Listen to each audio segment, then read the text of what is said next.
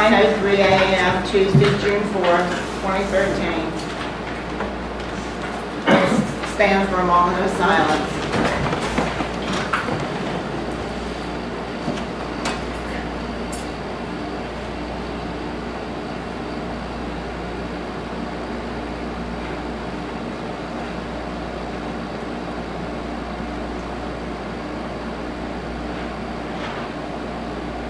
Amen. Pledge allegiance to the flag of the United States of America and to the republic for which it stands, one nation, under God, indivisible, with liberty and justice for all.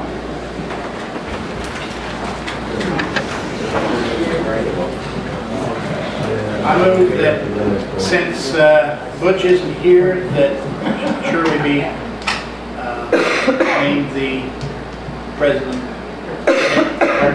pro tem. We don't have to second, but we need to take a vote on it real soon. Yeah. I think we need to take a vote on being president. Okay. Right. Okay. You voted yes. Yes. All in favor, signify aye. Aye.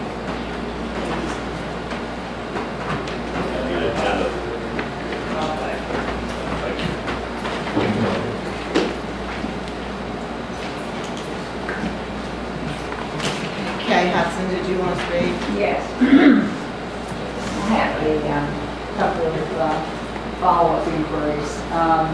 One has to do following up on a February 19th County Commission meeting. There was a presentation by an insurance organization for 20 West Virginia counties subscribed. I guess it's a West Virginia risk pool. And this gentleman, I gather, was supposed to get back to you all with an estimate. Have you received that estimate from them? And do you know what the deadline is for making a decision? I received an email, and I knew when I was leaving this morning that that I was missing something, and that was it. I don't recall exactly how much it was, but it was a between 30 and 40 page proposal, and so I'll have to print that out. I don't know if I haven't received anything. okay. And I think the new policy would go into effect the 1st. Isn't that normal? The 1st of July? Yes. Okay. Also, the status of the RFP for the papers, including the Artersburg paper and the Clarksburg paper, seeking proposals for a county website. Did you get anything on that then? Should be completed by the end of the day. Okay. We're almost done. Thank you. Thank you. Tammy Beamer, Can I reserve? Linda Erdelina, I'd like to reserve too.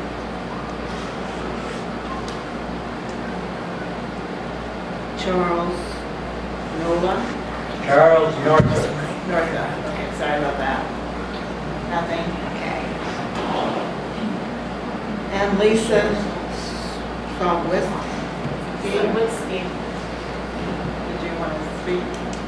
Yes. This article in the paper I received just the other day, is this true? Regulations on, about that floodplain ordinance? This was last week's paper. Yeah, I've reviewed it. There's false information contained in that advertisement. There's false information. How do I know what's false and what's true? Well, you have to come to all the meetings, read the floodplain ordinance that's been in effect for many years, and the new ordinance that was just passed. That advertisement is not correct. So therefore, we don't have to get a permit anytime we would build on property in Doddridge County. Anytime, under the new 2013 floodplain ordinance, anytime that you're going to do any construction within Doddridge County, as it was before, under the old ordinance, you would have to come forward and file an application under the new ordinance, and the floodplain administrator will make a determination as to whether or not your project is within or wholly without or outside of the floodplain. So this has always If it- been in effect since It has, 1970? yes, it has been in effect as long as Doddridge County has had a floodplain ordinance. The same ordinance has been passed by virtually all 55 counties in West Virginia. And while it was there, I'm not saying that it was implemented in the way that it was stated in the ordinance, but FEMA is making a renewed effort to make sure that the counties are complying with the ordinance. And we've discussed this many times before. The county does not have the assets or the money available to do a day-by-day search of the county to determine where people are constructing, because there's no county-wide ordinance of zoning in effect. So the floodplain ordinance does cause residents and landowners within Doddridge County to come forward to the county with any new construction, and there's a determination initially that is made by the floodplain administrator to determine whether any part of the project is within the floodplain. If it is not, then you don't need to go any further in the ordinance with your application, and there's a 95% refund of the initial application fee. So I don't, when I saw that advertisement, I was surprised. It's not attributed to anyone. I don't know who placed the advertisement, but it's factually incorrect. Yeah, Rainmaker Media Group out of Charleston placed the advertisement. Two of Rainmaker Media Group's customers are Energize West Virginia, which is an oil and gas-based organization, and also Independent Oil and Gas Association of West Virginia is also one of Rainmaker's clients. So, you know, when I first saw it, it's like, why, whoever's placing it, why aren't they placing it out where they're just trying to raise a little ruckus amongst county folks? That's just for your information. The other thing that I saw in the advertisement was it indicated that they should call the county commissioners, which that's not a problem, but, and voice their disapproval as if the ordinance had not been passed yet. And it was passed at the last county commission meeting.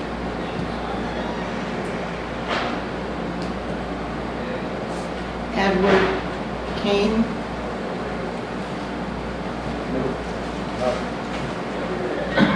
Tina Dalbridge. Yes, I'd like to say something. As I ride around this once beautiful county, my heart breaks to see all the destruction that's going on. And I have to wonder who is protecting who. At the last meeting I attended, I gave you a list of the seven major environmental laws that the gas industry is exempt from. I wonder if in your zeal to get money for middle owners and the industry, if you even read it or understand what it means in the long term. We, the people and other businesses, are not exempt from these things, but we will suffer the consequences of these lax rules. Once again, I ask, who is looking out for us? Who's going to take care of us as our health deteriorates from all the pollution spewed into our air and water supplies? Who will supply us with clean water after our water is contaminated or run dry from the overconsumption of the shale drillers? Who is going to feed us when we no longer have water to water our gardens? Who will supply us with clean air while the industry continues to pollute our air with noxious fumes and flaring?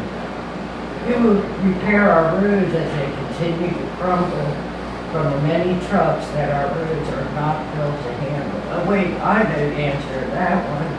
Our legislators right now are planning on raising our gas taxes, cigarette taxes, and our food taxes to pay for road repairs. Why shouldn't the industry, who are the ones ruining our roads, be the sole payers? Why is it that we have to pay for their destruction over and over again for many years to come? These questions should be in the forefront of your minds as you rejoice in the knowledge that a few mineral owners in the industry are making lots of money. In the past 3 weeks, over 150 permits have been applied for in our county alone.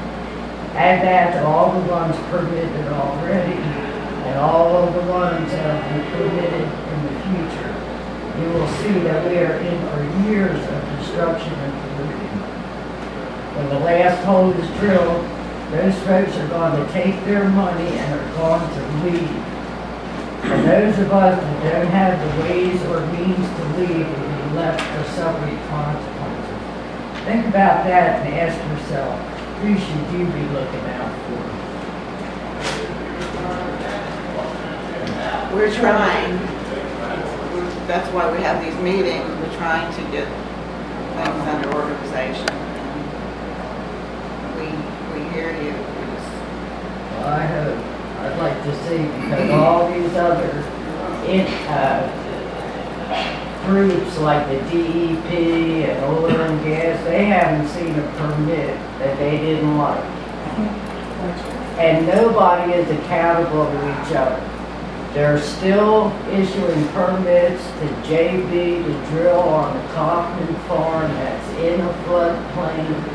I don't know if any of you have gone out there to see. There isn't room there to drill all those wells, hold all those trucks. You know, but it's just like, it goes down the line. Everybody passes the buck. You know, the state has this rules, we can't do anything. He's telling you that over and over. Well, we can't buck the state. But you can make a statement even if it goes against the state rules and you know nothing to pass. But, you know, nobody's willing to do anything. They're just going to continue for years. Well, in response, if I may, I appreciate your First Amendment right to say as you have. Some of the things that you said are indeed accurate with respect to development generally, and it's going to happen in many of the counties in the northern sector of West Virginia. And I appreciate your comments. I will say to you that if you're commenting here at a county commission meeting to affect your county commissioners to attempt to politic the people that make those decisions, that's well appreciated, and I think your county commission will receive that well. But almost all of the things that you mentioned, you're talking to the wrong choir. Well, unfortunately, the choir that you need to talk to are the state legislators and the governor of the state of West Virginia and your United States congressmen and your United States senators, because everything that you've spoke about, other than if it's within the floodplain, is not controlled by your county commission at this level. And for example, I just give you an example. I'm not opposed to you. I'm just trying to suggest that while saying it here is quite appropriate, I'm sure your county commission accepts it, but your voice has to be heard at a different location than this, and that's what you need to do. For example, you say the roads. There is going to be a lot of construction and destruction of your roads here in Doddridge County. It's happening in Ohio County. It's happening in Brooke County. It's happening in Hancock and Marshall and Wetzel and Tyler. And it's coming down the river, so to speak. All roads within your county are controlled by the State Department of Transportation. Your county commission does not control either maintaining or building your roads. So, for example, in that limited example, if your concern is your roads, you need to be politicking the Department of Transportation on the statewide basis. And I will tell you that based upon what I heard at the last legislative session, there is a substantial lack of funding coming from Washington, D.C., and there's virtually no hope that there's going to be any new roads built in West Virginia for a long time, because they don't even have the money to maintain the current road system within West Virginia. So I'm just suggesting to you, and I'm not going to get into a debate because this could go on forever, but the point is, while saying it here is quite appropriate, but if you want to affect change on many of the items that you've listed in your statement, you have to do that in a different venue to different politicians other than your county commission. You know, Mr. Tennant, I appreciate what you're saying, and I do know that. And for years, I have written to the federal government and our state legislators, and they tell me to go on a local level.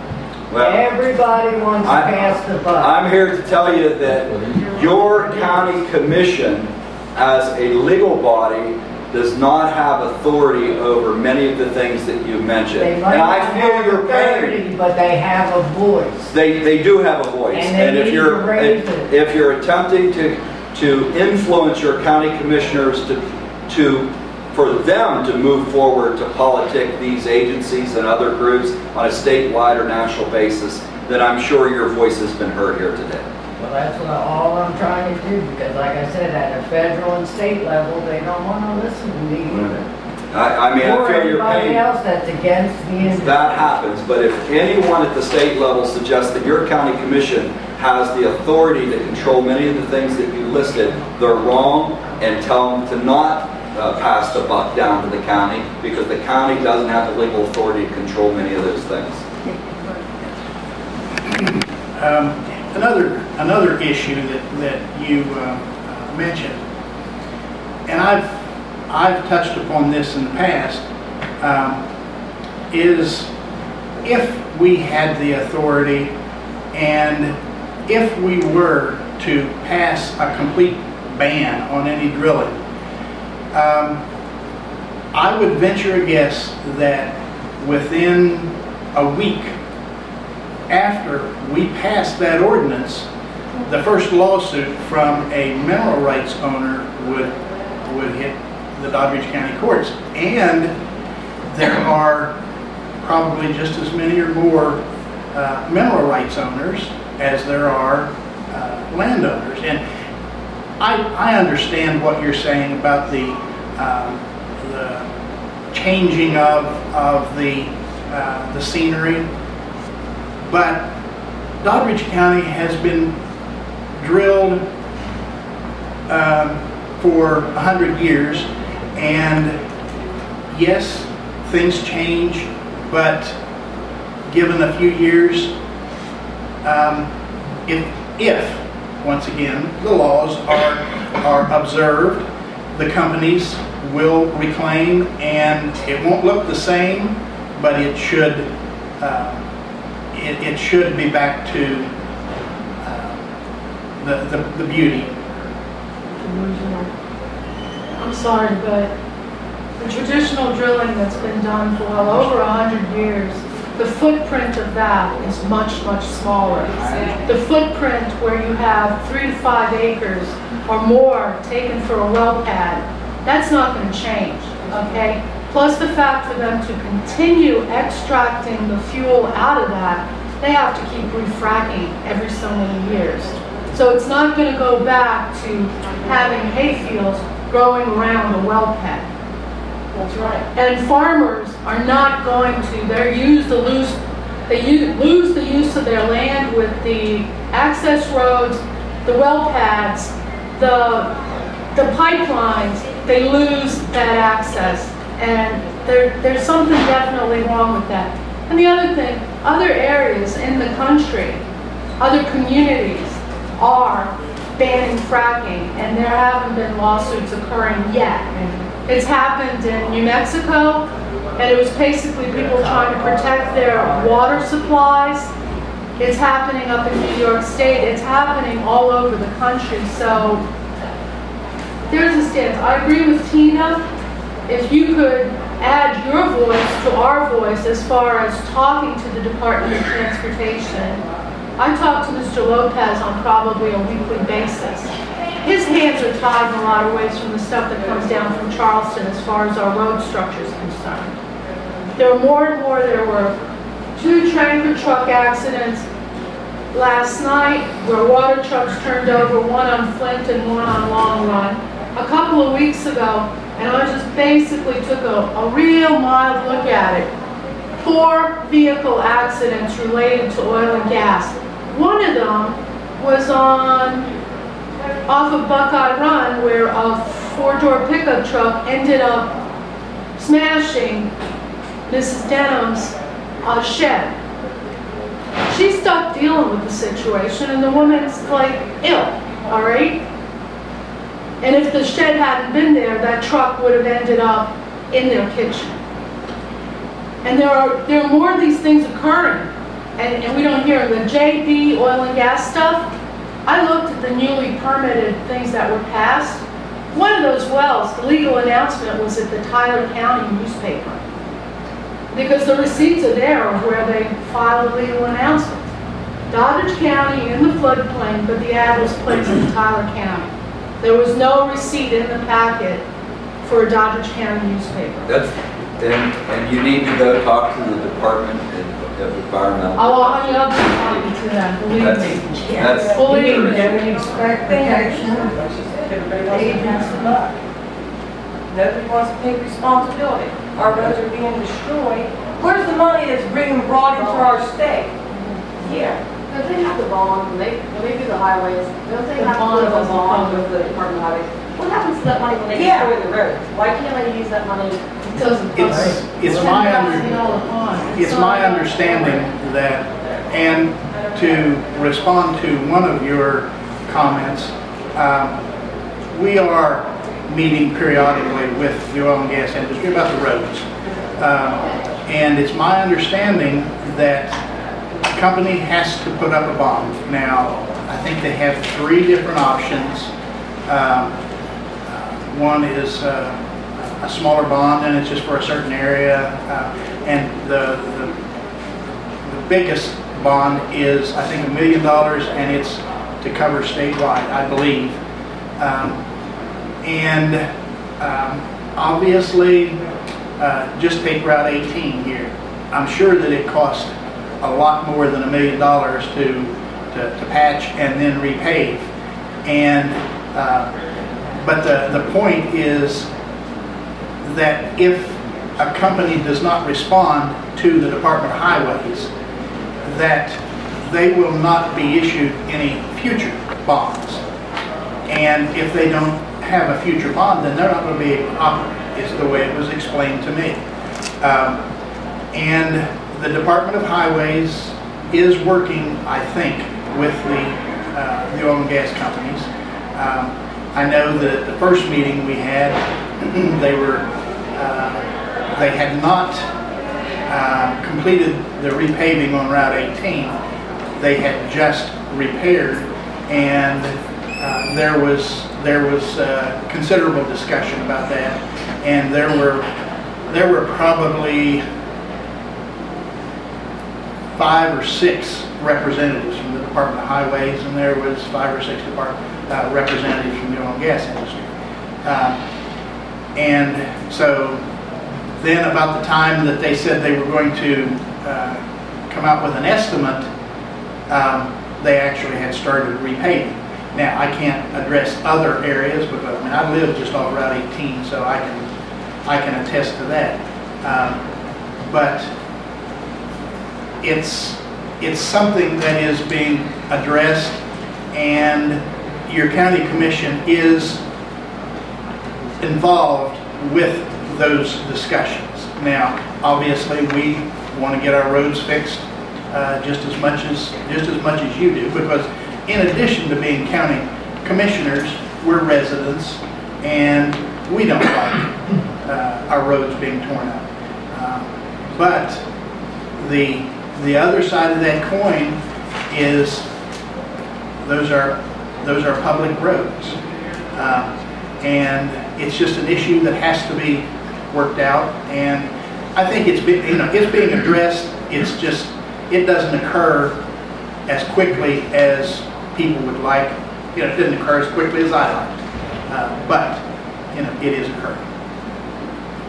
Mr. Robinson, I'd like to correct a misconception that you seem to have, and I didn't at the one meeting when I asked if you had read the letter of complaint that Mariana had given you with all their signatures.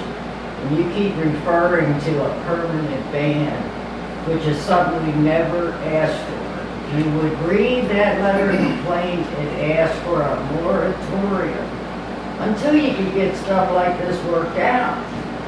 Well, I didn't indicate that that's what was requested. I said if we were Yeah, to do like I that. said, nobody asked for that, just for a moratorium until we can make sure things are done safer, until we can be assured there's going to be taken care of our roads. I saw some rules and regulations from the Department of Highways, and these gas companies are supposed to be fixing the roads first, keeping them up, and then fixing them when they're done. I don't see that happening. Unless the people are calling the road department, they don't know what's going on, because I called myself. And they say, we don't have the eyes and ears. We need everybody to call us when they see things going wrong. But then they don't even have the people to send out to check them. I mean, one of the representatives from the Department of Highways indicated that prior to any activity, and apparently, I'm not certain about this, but they indicated that the oil and gas company was supposed to notify them, and that they would videotape prior to any activity, and then it has to be. My understanding was that it would have to be brought back into equal condition. But I speak. Enlighten me. Okay, I'm confused here. Who gives permission for these people to come in and drill? Yeah. It's a long list. Who, it says here, JB Oil and Gas, application for floodplain permit. All right, who hands out the permits? the floodplain coordinator, the county through the county commission. Or don't they have a right to say, no, we went into this area where you want to drill. There's hundreds of homes that can be affected by this. We say, no, you can't drill it. My dad's water's already run. I don't know how many other people I've talked to with their water. Water is the biggest concern between the roads. Even our roads need to be repaired. But the pollution, the fish dying. All right, who has the authority to say no? And why aren't they saying no? You said, the floodplain coordinator of the county commission permit. Doesn't that come from the state? Well, Permit to the drill. drilling They permit. say The state drilling can issue a permit even if the county hasn't issued one yet. And they do it all the time. So the DEP, Department of Environmental Protection, the Oil and Gas Division, gas companies apply to them for the well permits, okay? Included in that well permitting process, it is also stated in there that these companies might need to get other permits. So sometimes they have to get stuff from the Army Corps of Engineers. There's something on there that states they might need a floodplain permit, but it's up to the oil and gas company to approach the county for the floodplain permit. Okay. And that's so there's a whole process, and if you have a computer, if you get on the oil and gas DEP website, it explains the whole process and has all the rules and regulations that regard the whole permitting process and that you can get a lot of information from it. My theory is, sure, they might get permit from this person to do this, to do this. But then when they come to Dawkins County, they have to have a permit from here. No. The thing that you do have to understand is that there's a body of common law that has developed from day one when the state was born. And that common law gives mineral rights owners the right by law to extract minerals. And it's just not oil and gas. It's been going on for as long as West Virginia has been a state. Primarily, it's been litigated through the coal industry and the timber industry over the last 100 years. The county only has authority in this limited way under the floodplain ordinance. Okay? All these other issues that you're mentioning are really obligations of the state or state agencies. And I feel your pain, some of the comments about what is perceived to be the lack of either response or diligence or activity at the state level. And this is just my personal observation.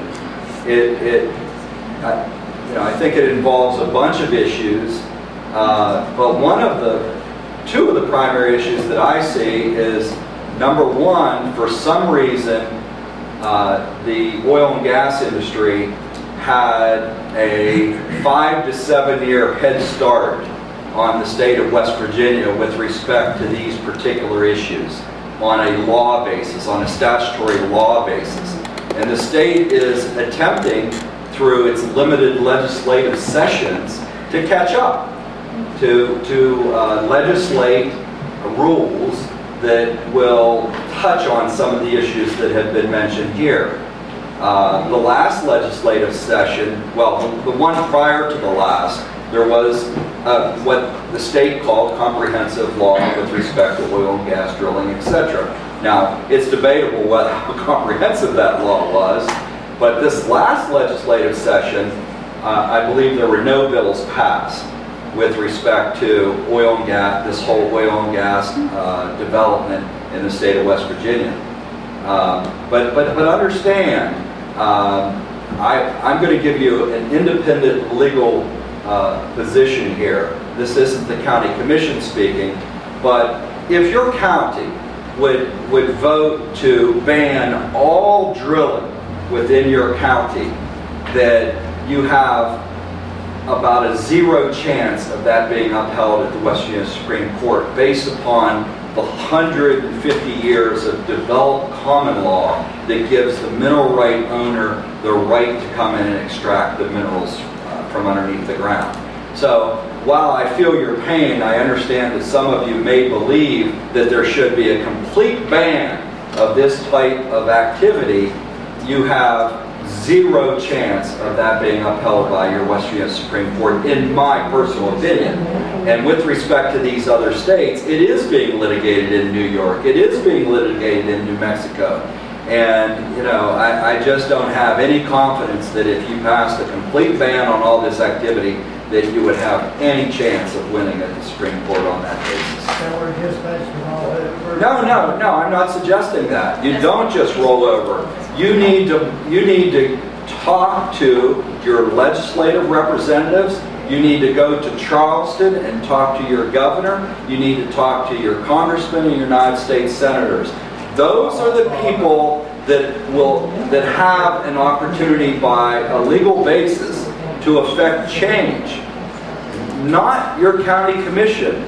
Your county commission only has authority with respect to all these issues if the project is either wholly within or partly within a floodplain area.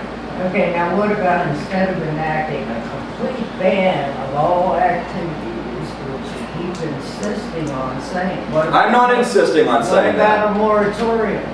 Well, That's just a little bit. A moratorium, when you have an enacted floodplain ordinance, would have the same fate as a complete ban, because the county will be sued and you have 0 chance of that being upheld by the West Virginia Supreme Court.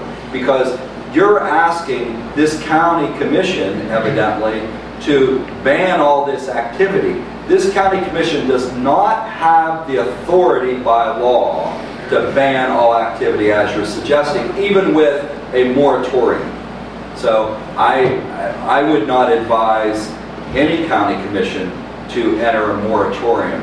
You're talking to the wrong choir. You need to go beyond. Now, again, your public comment is appreciated. Your county commissioners have been down to Charleston. They have seen what's going on. They've sat through meetings that have discussed many of these issues, but it's really an issue for someone other than your county commission to affect the change that you're speaking of.